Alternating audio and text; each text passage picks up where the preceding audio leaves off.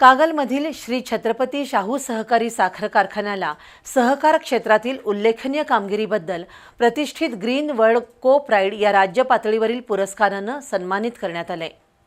आंतरराष्ट्रीय सहकार वर्षानिमित्त आयोजित राज्यस्तरीय सहकार मंथन परिषदेत रविवारी पुण्यात या पुरस्कारांचं वितरण करण्यात आलं।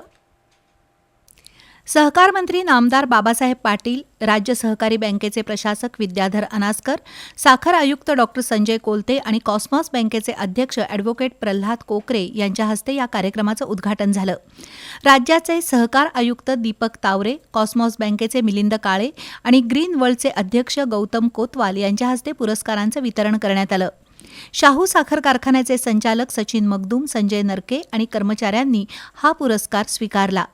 आंतरराष्ट्रीय सहकार वर्षाचं औचित्य साधून झालेल्या परिषदेत सहकार चळवळीसमोरील आव्हानं, सहकारी तत्वांचा प्रसार, व्यावसायिक प्रामाणिकता, सामाजिक जबाबदारी आणि शाश्वत विकास अशा विषयांवर तज्ज्ञांनी विचारमंथन केलं।